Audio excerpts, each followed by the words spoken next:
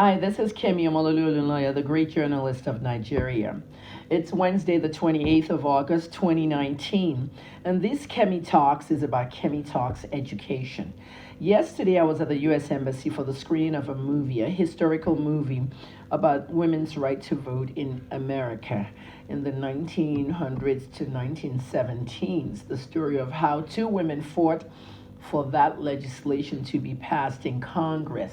And I believe the president at that time was President Woodrow Wilson. You see, American history is very fascinating. I have a very big passion for history to start with. I can tell you Nigerian history all day. But American history is very great. I lived there over 25 years to 29 years approximately, and I have 3 children born there. My kids are Americans. I'm not American. Okay, they call me Nigerian American. I'm not an American citizen. I've never applied for citizenship. Citizenship in America is something you apply for after being a permanent resident for 5 years. And to be a permanent resident, there are classifications where you need to apply for that. Maybe you have a child over 21 that applied for you, you're married an American, you're a migrant worker. There's just different classifications. At the end of it, you can always apply to be a citizen. I've never applied. I'm a Nigerian, I'm patriotic, and who knows, one day I'll be president. And then nobody has to ask me exactly why I have dual citizenship. Well, Lawana and Gbajabiamila are going through that right now. Well, let's get back to the topic. Kemi Talks education. I love America. It's my favorite country in the world after Nigeria. America is a very powerful country. I got 3 first-class degrees there in pharmacy, journalism, and public relations management. And getting a first-class degree is education. Okay, it doesn't mean you're intelligent. Okay, but when you're smart and you're not intelligent, it was what I preach for Nigerians: be smart and intelligent. So the word SBNI, which I coined on the internet as an internet phrase, is used a lot because many Nigerians are smart but not intelligent. We have all these problems with getting jobs. We have all these problems with fraudsters and cybercrime and all that. But did you know that you can get a great education like I did in the US? Let me tell you. While I was at the embassy yesterday, okay, let me tell you what happened before and after. Before the movie was screened, okay, I was in a seminar. It wasn't something I came for, but there was a seminar going on how to publish a book, especially on Amazon. There was a Nigerian guy who was lecturing a room full of Nigerians at the American Center. This stuff is free, Free, free. You can go to the embassy and learn things about America. I personally want everybody to learn about the United States of America and know what is going on over there and what they have to offer us. U.S. is in Nigeria.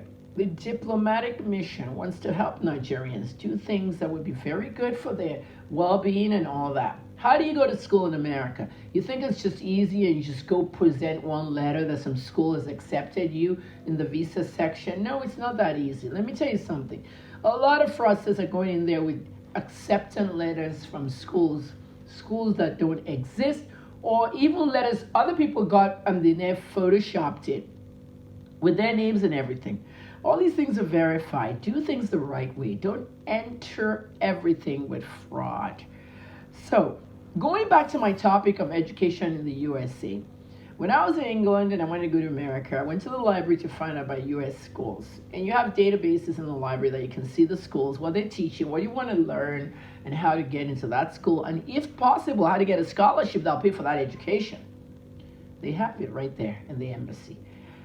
Okay, in the consulate. Now, I went to the American Center yesterday. Before the movie was screened, I was at Education USA. The room is open every day, Monday through Thursday. You can call over there. Okay, tell the lady, the really nice lady over there working there, I think she's Nigerian, and she speaks Yoruba too. But anyway, call over there, okay? 01-460-3801. Let me tell you something. This is not an advert for the U.S. consulate. I'm doing this on my own because I want to help young people go study in America legitimately. 01-460-3801 and 3803. Those 2 extensions. Call those numbers. Good morning, ma'am. Good morning, sir. I would like to have more information about Education USA. What time can I come in? You can go in and search the computers. In fact, I'm going there again next week because I want KJ to look at some schools that he may want to go in America. He's taking a year off. He's doing his music, but if I can get KJ back to America on a scholarship, I'll let him go. But he's still a mommy's boy, wants to be here with me, wants to do his music and really pick up a nice whatever in Lagos. But at the end of the day, if he wants to go back, he can always travel. Travel is not his own problem. He's a U.S. citizen.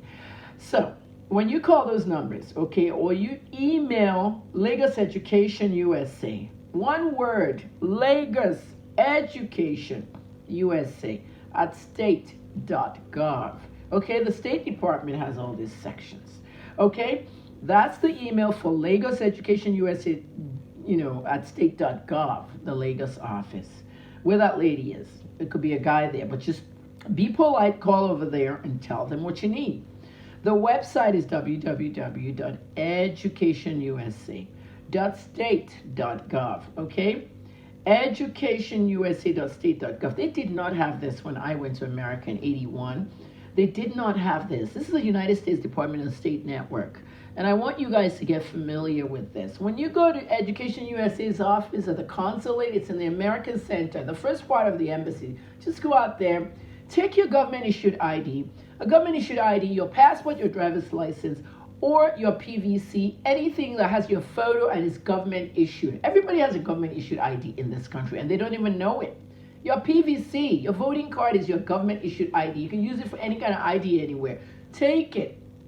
Okay, my driver's license has expired on my birthday. I haven't had time to renew it, partly because I'm a little lazy and I'm not driving. I'm not driving. I don't own a car yet in Nigeria, but I will get that done. I mean, when I get it done, it's going to be used for ID purposes half of the time. I have a passport, a traveling passport, and of course the PVC. Take your PVC.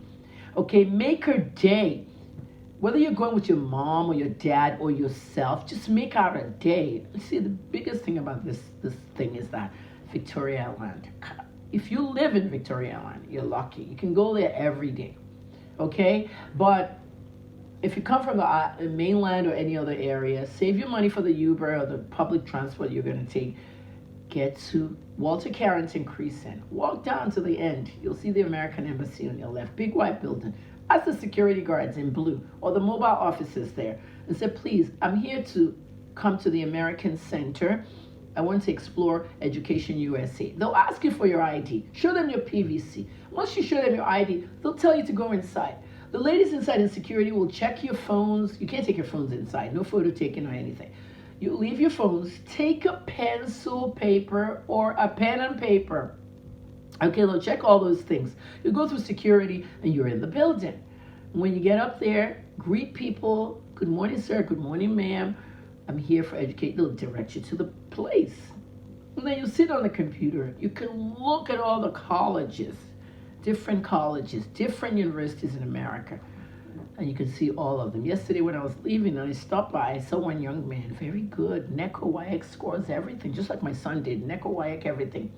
He even did JAMB, UTME and all that, but they never have enough space for everybody to enter. So he wants to go to America. He sat down and he screened the computer, came up with 9 good universities, okay? He wants to, specialize in aeronautical engineering, all right? So I looked at the universities he picked. God, this kid did a good job sitting at the computers. He came up with MIT, Massachusetts Institute of Technology. He came out with Purdue University. He came out with some of the best the technology universities. He's ready to go. And me knowing the universities that he picked, I said, God will help you, son. When you graduate, you come back and bring that degree to Nigeria and work. Okay, and he can also work in America. Then. Now he's done his form. He's given it to the lady. He's reviewing his options. And then if these universities have scholarships, he'll probably get one. And next thing you know, he only needs a ticket and money for his college dorm and all that and go study in America. This is so easy. And by the time he finishes all this stuff, he'll just go to the visa section, apply for the F1 visa, and they'll give it to him. Not all these people that want to go to America to school, and you bring all these fake letters and fake stories, and you go to the visa section, and you get denied. You got to do these things in a process. Get familiar with how America works. Go to the U.S. Embassy. The consulate in Lagos, okay, I haven't been to Abuja, so the embassy probably has it too. But the consulate in Lagos has the American Center, and find out your education options at Education USA. I'm Kemi, the great Nigerian journalist.